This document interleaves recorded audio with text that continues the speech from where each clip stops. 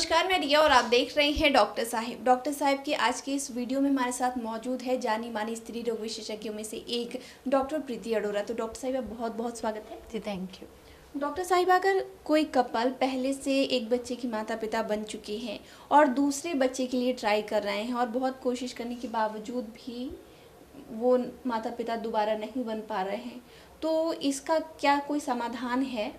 हाँ, देखिए, आप जिस टॉपिक के बारे में बात कर रही हैं वो है सेकेंडरी इनफर्टिलिटी।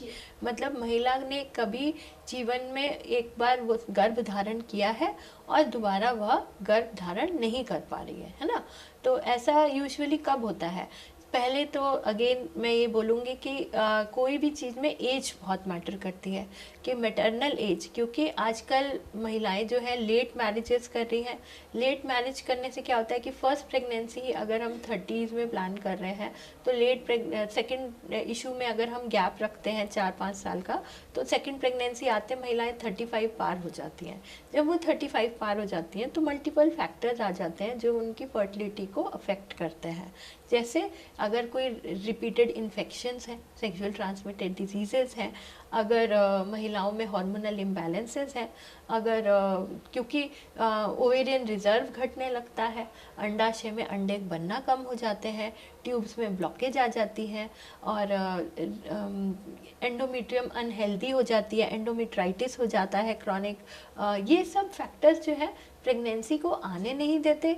आती है तो पनप नहीं पाती है, कुछ हिडन बायोकेमिकल प्रेगनेंसीज ही रह जाती हैं, अपने आप अबॉर्ट हो जाती हैं और अब पता ही नहीं चलता है महिलाओं को। और पीरियड्स की प्रॉब्लम भी आती है। यूजुअली हम लोग सुनते हैं कि फर्स्ट डिलीवरी हुआ, सेकंड डिलीवरी हुआ, उसके बाद से पीरियड्स इरेगुलर होना शुरू हो गया। ये बहुत कॉमन प्रॉब्लम्स हैं। तो ये हार्मोनल इम्बैलेंसेस सजेस्ट करती हैं। तो ये सब चीज़ें जो है कंट्रीब्यूट कर रही हैं टुवर्ड सेकेंडरी इनफर्टिलिटी। और उसमें एक प्रमुख कारण है एंडोमेट्रियोसिस। एंडोमेट्रियोसिस में यूजुअली क्या होता है कि जो ब्लीडिंग महिलाओं में बाहर की तरफ हो रही है वही ब्लीडिंग अंदर की तरफ हो रही है।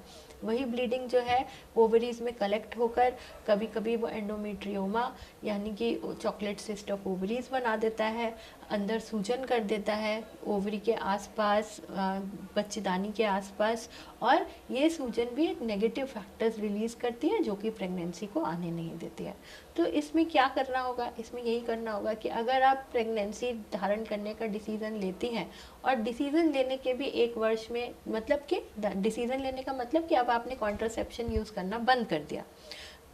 अगर आप विदाउट कॉन्ट्रासेप्शन 1 वर्ष तक ट्राई कर रही हैं और कंसीव नहीं कर पा रही हैं किसी वजह से, तो बेहतर होगा कि आप अपने नियरेस्ट गायनेकोलॉजिस्ट से मिलिए, एक बेसिक अपनी जांच करवाइए, अल्ट्रासाउंड करवाइए, हार्मोन की जांच करवाइए। कई बार थायराइड एबनॉर्मेलिटीज़, डेवलपिंग शुगर, या फिर महिलाओं में infections, repeated infections, specially chronic endometritis की वजह से, जो मैंने आपको कारण बताया, ये प्रेगनेंसी को रोक रहे होते हैं। तो अगर संभव होगा तो कुछ दवाओं से हार्मोनल इम्बैलेंस को ठीक कर और उस इन्फेक्शन को ठीक कर हम लोग मदद कर सकते हैं एज अ डॉक्टर आप लोग को गर्भ धारण करने में। लेकिन एज अ कॉमन पर्सन आपको क्या करना चाहिए कि आप इस इनफर्टिलिटी के शिकार नहीं हो? फर्स्ट एंड फॉरमोस्ट थिंग कि आप अर्ली प्रेगनेंसी प्लान कीजिए, उसको बहुत डिले नहीं कीजिए, क्योंकि एज अपने में एक फैक्टर है जो कोई भी डॉक्टर करेक्ट नहीं कर सकता। लेकिन अगर आप अनअवॉइडेबल है, करियर की वजह से भी है, तो उस केस में आप जब भी शादी कर रहे हैं तो आप डॉक्टर से मिलिए, एक प्रीनेटल काउंसलिंग कीजिए, अपना एक चेकअप कराइए।